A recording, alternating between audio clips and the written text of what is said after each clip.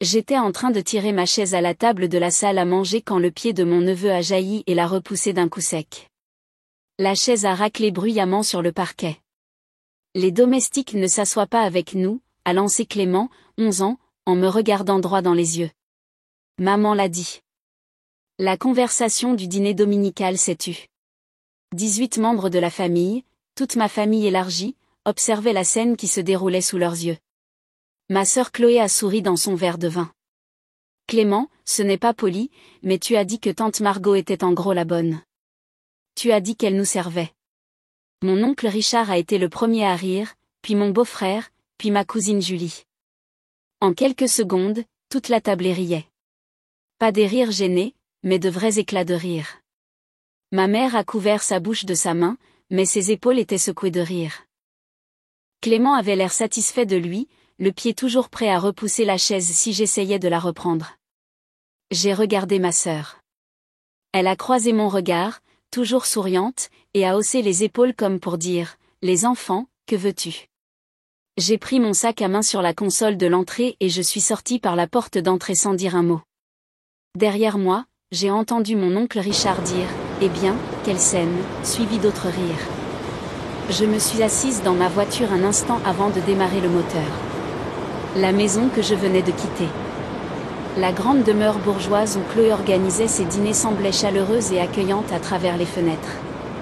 À l'intérieur, ma famille s'asseyait pour le repas, ayant probablement déjà oublié ma présence. Je suis rentrée chez moi. À 21h47, mon téléphone a vibré. Chloé. Enfin partie. 2 mots, pas un, ça va, pas un, désolé pour Clément. Juste, enfin partie. J'ai fixé ces mots pendant 1 minute entière. Puis je suis allée dans mon bureau et j'ai déverrouillé le classeur à tiroirs où je gardais mes documents les plus importants. 3e tiroir, un dossier intitulé « Fiducie familiale Martin ». J'avais créé cette fiducie il y a 7 ans, peu après avoir vendu ma start-up technologique pour 47 millions d'euros. J'avais 29 ans. Soudainement riche, je voulais m'assurer que ma famille soit à l'abri du besoin. La fiducie contenait 12 millions d'euros, assez pour générer un revenu annuel substantiel pour les bénéficiaires. Chloé recevait 120 000 euros par an. Ses 3 enfants avaient chacun un fonds d'études d'une valeur de 500 000 euros. Mon frère Thomas touchait 80 000 euros par an. Ses 2 enfants avaient des comptes d'études similaires. Ma mère recevait 60 000 euros par an.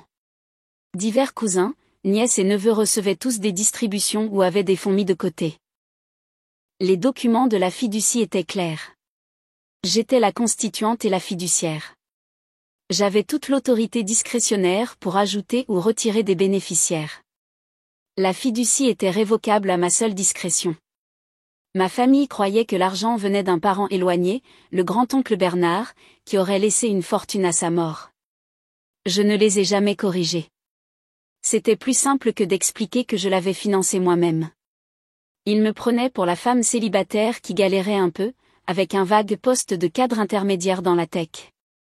Pendant ce temps, j'avais quitté mon entreprise en tant que cofondatrice et PDG, j'avais investi judicieusement et constitué un portefeuille d'une valeur de plus de 60 millions d'euros. J'ai cherché les coordonnées de mon avocat et lui ai envoyé un email à 22h30. David, veuillez préparer les documents de révocation immédiate pour la fiducie familiale Martin. Je souhaite que tous les bénéficiaires soient retirés et que la fiducie soit dissoute avec effet immédiat. Transférez tous les actifs sur mes comptes personnels. Traitez ceci ce soir si possible. Margot. David a appelé à 22h17. Margot, je viens de voir votre email. Êtes-vous absolument certaine de vouloir faire ça? Complètement. Cette fiducie soutient toute votre famille. Votre sœur, votre frère, leurs enfants. J'en suis consciente. Que s'est-il passé? Je lui ai raconté le dîner, le coup de pied de Clément dans la chaise, les domestiques ne s'assoient pas avec nous, les 18 personnes qui riaient, le SMS de Chloé. Silence à l'autre bout du fil, puis, mon Dieu. Pouvez-vous traiter la révocation ce soir? Je peux rédiger les documents et les déposer par voie électronique. L'administrateur de la fiducie peut exécuter les transferts d'ici demain matin, mais Margot, il s'agit de 12 millions d'euros. Ça va les anéantir. Ils ont déjà reçu les versements pour ce trimestre. Ils ont été encaissés la semaine dernière, donc ils ont leur argent pour les 3 prochains mois. Après ça, plus rien. Tu leur donnes un préavis de 3 mois. Je leur donne plus qu'ils ne m'ont donné. Il leur a fallu environ 3 secondes pour rire de me voir physiquement exclu de la table familiale. Très bien, je m'occupe de tout ce soir.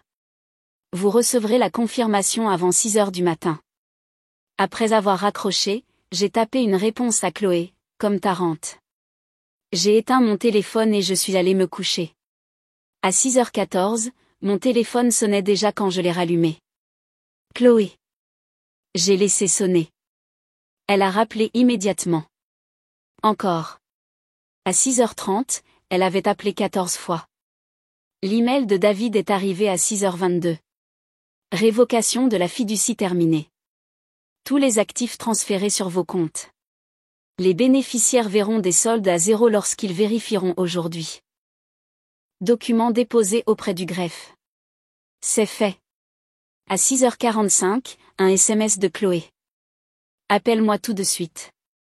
Il y a un problème avec le compte de la fiducie. Je n'ai pas répondu. Mon frère Thomas a appelé à 7h02. J'ai décroché. Margot, qu'est-ce qui se passe, bordel? Je viens de vérifier le compte de la fiducie et il affiche 0. Tout est vide. C'est exact. Comment ça, c'est exact? Où est l'argent? J'ai révoqué la fiducie. L'argent est de retour sur mes comptes. Tes comptes? Ce n'est pas ton argent. C'est l'argent de la famille, du grand-oncle Bernard. Il n'y a pas de grand-oncle Bernard, Thomas. Je l'ai inventé. J'ai financé cette fiducie il y a 7 ans avec mon propre argent. 12 millions d'euros de mon argent, et je l'ai dissoute. Silence. Ce n'est pas possible. Vérifie les documents de la fiducie. Je suis désignée comme constituante et fiduciaire. La fiducie était révocable à ma discrétion. J'ai exercé cette discrétion hier soir. Pourquoi ferais-tu ça? Parce qu'hier soir, ton neveu m'a physiquement empêché de m'asseoir à la table du dîner. Parce qu'il a annoncé que les domestiques ne s'assoient pas avec la famille. Parce que 18 personnes, y compris toi, ont ri. Parce que Chloé m'a envoyé, enfin partie, comme si elle célébrait mon départ. Margot, Clément n'a que 11 ans. Il ne pensait pas à mal. Il voulait dire exactement ce que Chloé lui a appris. Que je suis inférieure à vous tous. Que je suis la bonne. Et tu sais quoi? J'en ai assez de payer des gens qui me considèrent comme leur servante. C'est de la folie. Chloé dépend de cet argent. Les fonds pour les études des enfants auraient dû être protégés par leurs parents, pas par leur tante qui, apparemment, ne mérite pas une chaise à table. J'ai raccroché. À 8 heures, j'avais 37 appels manqués. À 9 heures, quelqu'un frappait à la porte de mon appartement. J'ai regardé par le Judas. Chloé, toujours en pyjama, les cheveux en bataille, le visage bouffi par les larmes. Je n'ai pas ouvert la porte. Margot, ouvre cette porte, tout de suite. Nous devons parler. Sa voix était stridente, paniquée. J'ai attendu. La fiducie est vide. Les 12 millions d'euros ont disparu. Le fonds d'études de Clément, celui d'Emma, de Paul, tout. Les comptes affichent 0. Je n'ai toujours pas ouvert. C'est à cause d'hier soir, à cause d'une stupide blague. Elle pleurait maintenant. Tu vas détruire l'avenir de mes enfants pour une blague. J'ai crié à travers la porte, ce n'était pas une blague, Chloé. Ton fils a délibérément repoussé une chaise pour m'empêcher de m'asseoir. Il a dit, les domestiques ne s'assoient pas avec la famille. Tu as souri. Tout le monde a ri. Puis tu m'as envoyé, enfin parti. Ce n'était pas de l'humour. C'était de la cruauté. Je ne le pensais pas comme ça. Comment le pensais-tu alors? Tu rends toujours les choses gênantes au dîner de famille. Tu ne parles jamais à personne. Tu restes juste assise là à nous juger. Je reste assise en silence parce que chaque fois que j'ouvre la bouche, quelqu'un fait une remarque sur le fait que je suis célibataire, sans enfant, ou que je travaille trop. Le mois dernier, à l'anniversaire de maman, tu as dit à tout le monde que j'étais mariée à mon ordinateur portable. Il y a 3 mois, à Pâques, l'oncle Richard a demandé si j'étais lesbienne parce que je ne sors avec personne. J'ai appris à me taire. Alors, tu punis mes enfants parce que tu as été blessé dans tes sentiments. J'arrête de soutenir financièrement des gens qui me traitent comme du personnel de maison. Ce n'est pas une punition. C'est une conséquence. Margot, s'il te plaît. Cet argent, ce n'est pas juste de l'argent de poche. Je construis mon budget autour de ça. Les fonds d'études des enfants sont tout leur avenir. Ma distribution annuelle couvre les frais de l'école privée d'Emma, le club de hockey de Clément, le... Tu aurais dû y penser avant d'apprendre à ton fils de 11 ans à donner des coups de pied dans les chaises et à annoncer que je ne suis pas digne de m'asseoir avec la famille. C'est un enfant. Il répétait quelque chose que j'ai dit hors contexte. Quel contexte rend « les domestiques ne s'assoient pas avec nous » acceptable? Silence de l'autre côté de la porte. Puis, tu ne vas vraiment rien faire pour arranger ça? Il n'y a rien à arranger. La fiducie est dissoute. L'argent est à moi. Il a toujours été à moi. On va te poursuivre en justice. On va prendre des avocats. Je suis la constituante et la fiduciaire d'une fiducie révocable et discrétionnaire. J'ai l'autorité légale absolue pour la dissoudre. N'importe quel avocat te le confirmera. Garde ton argent. Je l'ai entendu glisser contre la porte, en sanglotant. J'ai senti un pincement au cœur, mais je n'ai pas ouvert la porte. Après 10 minutes, elle est partie. Au cours de la semaine suivante, l'assaut familial est venu par vagues. Ma mère est venue le 2e jour, me suppliant de reconsidérer ma décision. Pense aux enfants, Margot. Ils sont innocents. Les enfants ont regardé 18 adultes rire de me voir physiquement exclu d'une table. Ils sont en train d'apprendre que la cruauté est acceptable. Peut-être que cela leur apprendra autre chose. Thomas a envoyé un email de 5 pages détaillant toutes les fois où la famille avait été là pour moi au fil des ans. Oubliant commodément que la plupart de ces occasions impliquaient que je signe des chèques. L'oncle Richard a laissé un message vocal me traitant de garce vengeresse qui détruisait la famille pour rien. Chloé a envoyé 43 SMS en 3 jours. Ils ont commencé par des excuses, sont passés à la négociation, puis ont fini par des menaces. Je vais dire à tout le monde ce que tu as fait. Toute la famille te tournera le dos. Maman ne te parlera plus jamais. Tu regretteras ça pour le reste de ta vie. Je n'ai répondu à aucun d'eux. Le 8e jour, ma cousine Julie a appelé. Elle était au dîner, avait ri avec tout le monde et recevait une modeste distribution annuelle de la fiducie. Margot, je dois te dire quelque chose. Je n'appelle pas pour te supplier de rendre l'argent. J'appelle pour m'excuser. Je suis restée silencieuse, surprise. Ce qui s'est passé au dîner était horrible. J'ai ri parce que tout le monde riait et je ne voulais pas faire de vagues, mais j'y ai pensé toute la semaine. Clément t'a physiquement empêché de t'asseoir.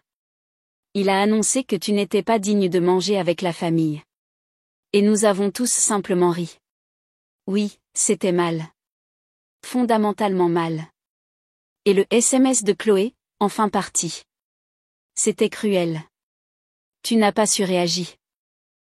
On a été horrible avec toi. Merci de le dire. Je sais que je ne mérite pas de demander ça, mais envisagerais-tu de parler à Chloé? Pas à propos de l'argent, juste à propos de ce qui s'est passé. Je pense qu'elle ne comprend sincèrement pas à quel point c'était grave. Julie, elle m'a envoyé, enfin partie. Elle comprenait exactement ce qu'elle faisait. Tu as raison. Je suis désolée. C'est juste que... Je déteste voir la famille s'effondrer. La famille s'est effondrée quand tout le monde a décidé que j'étais inférieure à eux. Je ne fais que mettre la réalité financière en accord avec la réalité sociale. Après avoir raccroché, je me suis assise dans mon appartement et j'ai pensé à Clément, 11 ans. À qui l'on apprenait que certaines personnes ne méritent pas de chaise à table. À qui l'on apprenait que la famille peut être divisée entre ceux qui servent et ceux qui sont servis. J'ai ouvert mon ordinateur portable et j'ai rédigé un email à David. David, je veux établir 3 nouvelles fiducies pour l'éducation.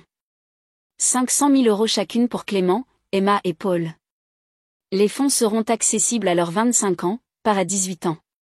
Condition, ils devront obtenir un diplôme de niveau Bac plus 5 et effectuer une année de bénévolat. La fiducie sera gérée par un fiduciaire indépendant, pas par moi, et Chloé n'aura aucun accès ni connaissance de leur existence jusqu'à ce que les enfants aient 18 ans. Je ne veux pas qu'ils soient punis pour le comportement de leurs parents, mais je veux qu'ils apprennent quelque chose sur le service avant de recevoir cet argent. Préparez les documents. Margot. J'ai cliqué sur envoyer, puis j'ai ouvert un nouveau message pour Chloé. Les fonds d'études originaux de tes enfants ont disparu, mais j'en ai créé de nouveaux sous des conditions différentes. Ils en prendront connaissance à leurs 18 ans.